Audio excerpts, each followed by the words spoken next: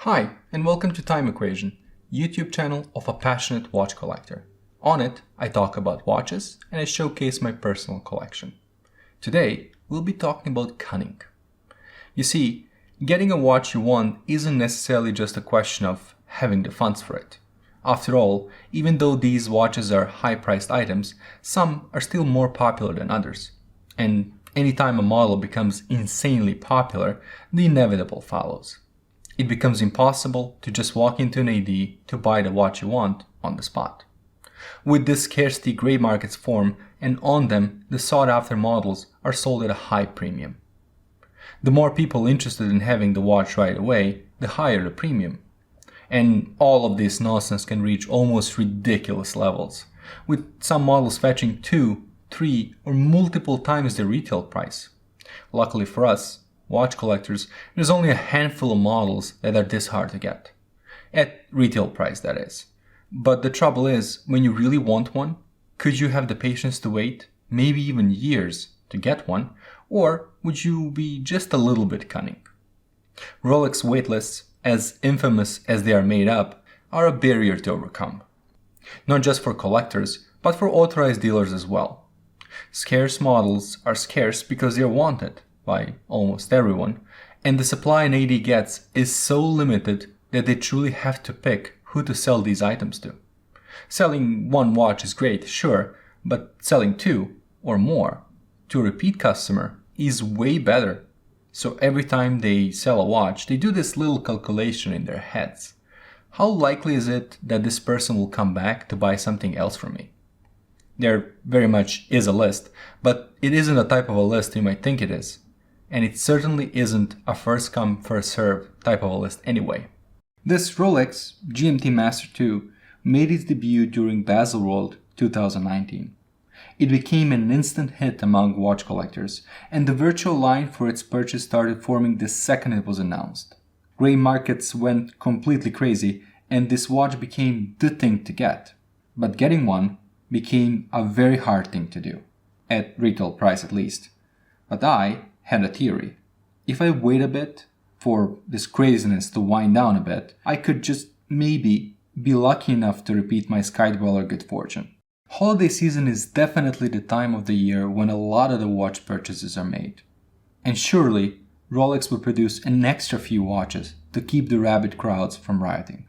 So my plan was just to wait, show up at the right time, and see what happens. Come holiday season, the calculating look from a salesperson was the very thing I witnessed myself, when I asked to try on a watch that they didn't even advertise they had. Luckily for me, the calculation ended up in my favor, and I did get to walk out wearing the piece I came in to buy. Coming off as a passionate watch collector that comes in often and keeps his purchases did help my case. Rolex GMT Master II is the second iteration of this very same watch. And like some other sought-after Rolex watches, it has been nicknamed after a superhero. First, it was affectionately dubbed the Batman due to its black and blue color scheme. And now, with the bracelet change, it has been redubbed the Batgirl. But regardless of its nickname, this watch is a hero and a winner nonetheless. This 40mm diameter watch is made from oyster steel, which is a Rolex name for 904L steel, an alloy particularly resistant to corrosion, and a type of a steel that can be highly polished or mirror finished. Both the case and the bracelet feature these shiny surfaces, even though this tool watch is satin finished for the most part. Yes, GMT Master II is a tool watch, a pilot's watch to be more exact. Its complication, GMT, dates back to the time when transatlantic flights were just starting. Pilots needed a way to track time in multiple time zones, and Rolex, working with Pan American Airways, came out with the first watch that had the capability to track both local and the GMT time, a necessity for pilots crossing multiple time zones. Rolex of old was not really a luxury brand we know today. They made reliable tool watches, and this pilot watch icon was a great example of Rolex applying their know-how and solving a practical problem for professionals. The story of Rolex is filled with incremental design refinements. For example, the initial GMT implementation on the GMT Master didn't allow for GMT hand to be independently set. It was simply tied with the hour hand. For time zone tracking, the bezel did most of the work. But with time and introduction of GMT Master II, the watch gained that ability. And with the GMT hand decoupling, the watch could suddenly track 3 time zones simultaneously, instead of just 2. In fact, the GMT hand can be set totally arbitrarily now, and you can set it to a wait time just as easily as the home time. Provided you know the time difference between the zones you want to track, you can use the bezel to quickly see the time in any time zone you want, which, aside being great for pilots, is convenient for anyone collaborating with people on the other side of the world. For example, it is just past 1 p.m. here where I am right now, and if I was to turn the bezel clockwise to the 3 o'clock position, I'd be able to see US Eastern Standard Time with the GMT hand. That would make it just past 7 in the morning in the US. Since that is the time zone where many of the people I collaborate with live, this is how I wear my GMT Master II most of the time. That bidirectional bezel is the reason why the watch got its superhero nickname. It is also deceptively simple, because when you look at it, it's just a 2-color bezel, but being executed as a single piece of ceramics is something incredibly difficult to pull off. The process of making it is patented by Rolex, and it consists of multiple steps of baking the ceramics powder until you get this final result. The entire bezel is painted, if you will, in blue first, and then another layer of black color is applied over it. That gets us this crisp division between the colors. However, the iconic GMT Master wasn't sporting blue and black for its bezel. It was painted in red and blue, and was affectionately referred to as the Pepsi. Making that color combination in ceramics is a lot more difficult, as overlaying blue on top of red, or vice versa, could give you a purple transition between the colors. It took time to nail the manufacturing process down, and that's why Batman preceded the Pepsi, and also why the colors on the Pepsi are not as vivid as on its aluminum bezel predecessor. Concessions had to be made, but choosing ceramics was done deliberately. It doesn't scratch, and its colors are long-lasting when compared to the alternative. Going further with this longevity theme, the numbers on the bezel are platinum-filled. All of this to ensure that the bezel looks as good as new for a very long time. Using it has also improved from GMT Master I to II. Final refinement on the bezel was the decision to make it click just 24 times, meaning that every click of the bezel will align it perfectly with the hour markers on the dial. Speaking of the dial, it is a gorgeous black lacquer dial with white gold hands and indices, with blue accents of the GMT hand to make it stand out. Regardless of the model you choose, GMT hand colors matches the bezel.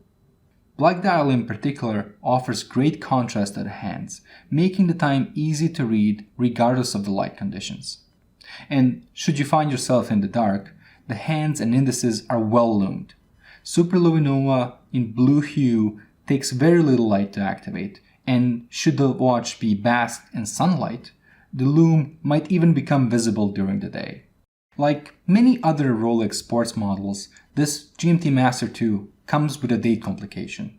It's located at the 3 o'clock position underneath the Cyclops lens for magnification. Cyclops is certainly a polarizing Rolex feature, but it does make the date pop. It's also a design element that makes Rolex watches recognizable from across the room. Speaking of the date function, you aren't actually able to quick set it. To adjust the date, the crown must first be unscrewed and then placed into the second position. When the crown is pulled out once, it allows the local hours to be set. Without stopping the time, the hour hand can advance forward or move backwards. So when you travel, you can quickly adjust the time to your port of destination. Moving the hands past midnight automatically adjusts the date, just as you'd expect it to do. If you gain time, the date moves forward, and when you return back home, it goes back and catches up. We've neglected the case and how it sits on the wrist. It's a very flat watch with next to no curvature on the lugs. Majority of the case edges are straight and sharp. There is some beveling to be found on the lugs and on the crown guards, but overall the watch offers a strong and utilitarian look. It oozes tool watch aesthetics and should be something you wear for a more formal occasion. Majority of the case is satin finished. Only the sides and a bit of the case back are executed in high polish. This is complemented nicely by the polished center parts of the bracelet. The Jubilee bracelet is one of the most comfortable bracelets out there. It hugs the wrist tightly and follows its curvature. It's designed to allow the skin to breathe. The gaps between the links are nice and wide, and that helps aerate the wrist, more so than the oyster bracelet found on the previous watch generation. This 5-link bracelet is satin finished on the outer links. Contrasting those, the center ones and the flanks are both high polish. On the other end, the bracelet closes shut with a safety clasp. Quite secure from the design standpoint, no worries that it will ever get undone by itself. The beak and the hook system it uses ensures that you have to gently pull them apart. Opening and closing the clasp feels solid, precise. It is truly a well-engineered mechanism. In terms of adjustments, the bracelet resizes easily as the links are held together by screws. Once you have it fitted, micro-adjustments take care of your daily needs. There are 3 micro-adjustment divot positions within the clasp, and there's also a Rolex EasyLink adjustment system. It gives you extra 5 mm of expansion to play with, completely tool-free. Extremely useful during summer days when the wrist swells a bit. The watch is 100-meter water resistant, and the crown, aside from being threaded or screwed down, is called a triplock crown. The crown uses multiple rubber gaskets to make the watch sturdy, and they enhance the water resistance of the watch. One of these gaskets is even visible when the crown is unscrewed. You can easily recognize the triplock system on a Rolex watch by the 3 little dots on the signed crown. The crown itself is protected from being sheared off, if hit accidentally, with a set of crown guards. It is easy to operate and a joy to wind. Finally, the movement. Like all modern Rolex watches, GMT Master II is powered by an in-house caliber. This model uses the 3285 automatic movement, which operates at 28,800 vibrations per hour or 4 Hz. It offers 70 hours of power reserve and, as mentioned before, comes with a GMT and a date complication. Rolex grades this watch as a superlative chronometer, which is an in-house testing standards that guarantees that the watch operates no worse than plus or minus 2 seconds a day. Unlike Cosc, Rolex tests its watches after the movement is cased up, and that is a more accurate way to measure the quality of the finished product. They are so sure of its timekeeping capability that the accuracy is included in the 5-year warranty you get with the watch. Should it start performing worse than advertised, you are within rights to send it in for a free service. This GMT Master II is a fantastic watch with a bit of aviation history attached to it. I do have a bit of a soft spot for pilot watches, and this one just had to make its way in. And even though I own this watch less than a year now, it has certainly grown on me. I wear it often, and I make use of its GMT functions when I do. Like all the other watches I've showcased so far, this one is definitely a keeper. Following this Rolex, my collection grew rather quickly. Every few months, I'd buy a new watch that was different from the last. Today, my collection has grown to over a dozen pieces, each with its own story and a set of quirks. I invite you to follow my watch collecting journey by subscribing to my channel. That way you'll get notified and discover the watch I've chosen next. Until then.